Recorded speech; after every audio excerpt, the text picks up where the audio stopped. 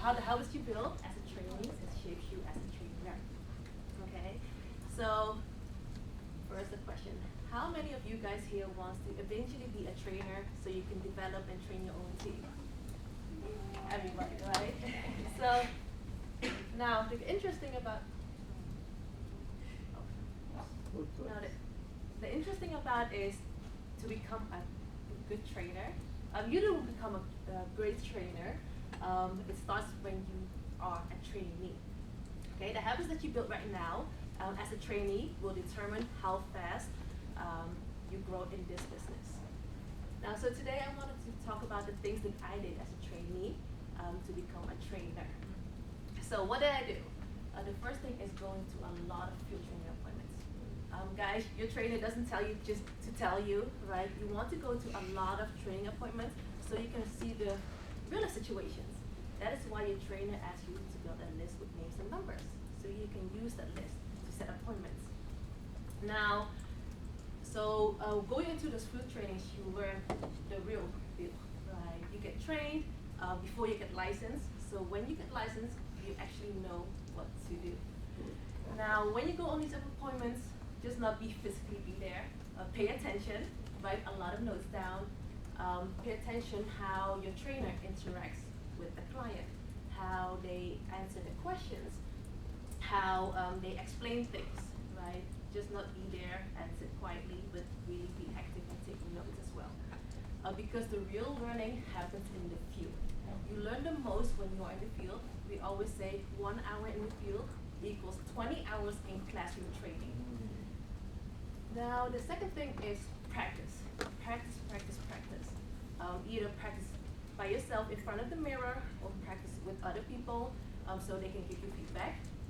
Now, we have a script written out of the presentation. So maybe when you're new, you can try to learn by heart, but the most important thing is to understand the psychology behind the questions that are in the presentation, right? The first couple times when you do it, it might feel super unnatural, right? But the more you practice, the more natural it will be.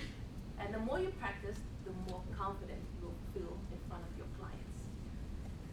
Now, the other thing is ask a lot of questions after the appointments, not during, after the appointments with your trainer. Yes. So ask them, your trainer, hey, why did you explain this that way? Or what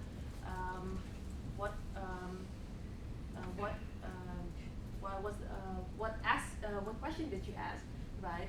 It just not help you understand why we are saying things to the client, but it also help you understand why we say it. Now, there's a psychology behind everything in the presentation, the questions that we ask. So understand those psychology will really understand you to do the presentation successfully. Now, the fourth thing is start doing the presentation. Maybe when you go on a couple appointments, start doing the first slides of the introduction, right, to get familiar with it. Because by doing the presentation, you start actually participating instead of just observing. So you will develop those skills that you will need later as a trainer. Now, one thing that forced me to become a trainer is actually I said a QA, a field training appointment, and my trainer, Tia and Peter, actually said last minute, hey, Anne, I'm sorry, we cannot do it. You have to do it, right? Was I nervous? Yes. Scared? Yes. Panicked?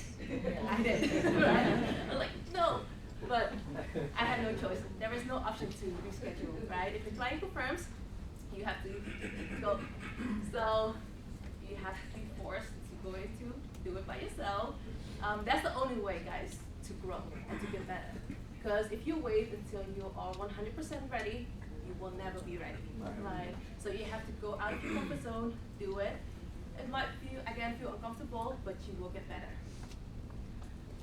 Now, the last thing is learn every appointment, even the ones that don't go perfectly, right? I personally always call my trainers, Tia and Peter, after my appointments, just to recap about the meeting, go over what went well, what could have gone better, so they can give me feedback on it. And then you don't make the same mistakes in your future appointments. Okay? So recap, what would you do if you are still a trainee here? Go on as many appointments as you can with your trainer, practice the presentation consistently, ask questions to your trainer after the meeting, participate in the presentation and learn from every appointment, because the more you are involved as a trainee,